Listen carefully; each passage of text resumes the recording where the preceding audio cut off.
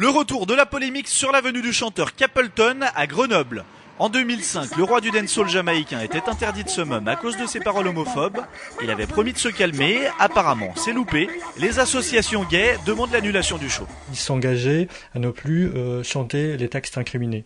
Et il le fait encore. Et il le fait encore. Et il y a notamment des vidéos sur YouTube qui l'attestent. Donc c'est brûler les PD, tuer les PD. Du côté de l'organisateur du concert, c'est no comment. L'heure est à la négo avec la mairie. Ça va pas être facile. Nous ne souhaitons pas que ce concert ait lieu. Très clairement, les problèmes qu'il pose ou qu'il poserait sont beaucoup trop importants à gérer.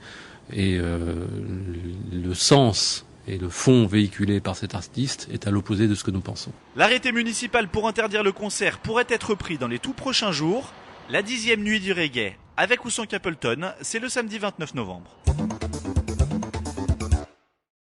Un tunnel sous le Vercors, une piste de bobsleigh à la Bastille, une nouvelle patinoire de 12 000 places. L'annonce des aménagements retenus pour la candidature des JO 2018 a de quoi surprendre. Normal, c'est un faux communiqué de presse. Mardi, la mairie de Grenoble s'est fait pirater sa boîte mail. Fortement suspecté, les anti-JO du collectif Pièces et Main d'œuvre. Demeure du chaos, deuxième jour du procès devant la cour d'appel de Grenoble. Mardi, l'avocat général a demandé la remise en état de la maison située à Saint-Romain-au-Mont-d'Or, près de Lyon. Une œuvre d'art pour son propriétaire, une plaie pour la mairie. L'arrêt a été mis en délibéré au 16 décembre à 14h. Vous allez être combien là ? 200. 200 200, mais selon la police ? 300. 200 selon les manifestants, 300 selon la police, c'est le monde à l'envers. Normal, c'est au tour des flics de manifester. Eux, les manifs, ils connaissent et ils ont tout prévu. C'est la logistique. Ça c'est du chamois d'or, non ? C'est du bruit. Oui, on a un sponsor là qui nous fournit les pizzas.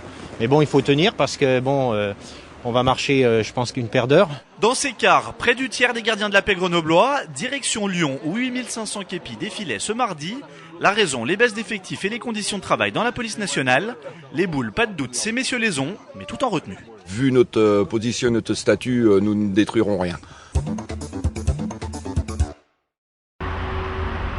Ce Grenoblois est un champion pas comme les autres, il est un des piliers de l'équipe de France d'Othello.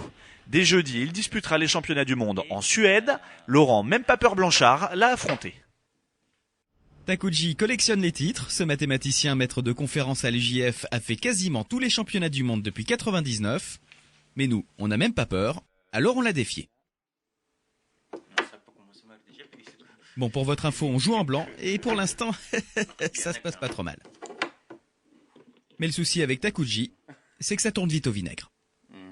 Une belle petite défaite dans les règles de l'art, et voici pourquoi. Au début, vous avez retenu trop de pions.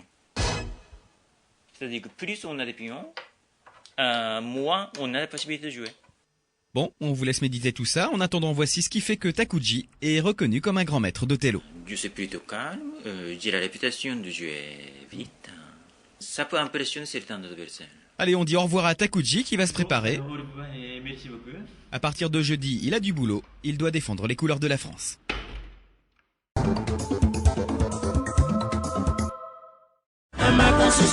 Après la lambada, la soca dance et autres fous-moi-là, le tube de l'été 2008, c'est ce rayon de soleil. William Baldé, c'est l'antidote à la grisaille de la mi-novembre. Ma main sur ton petit cul, ça se retient facile. En plus, ça réchauffe. À reprendre tout son cœur jeudi soir dans la fosse du Semeur. Ma main sur ton petit cul, cherche le chemin.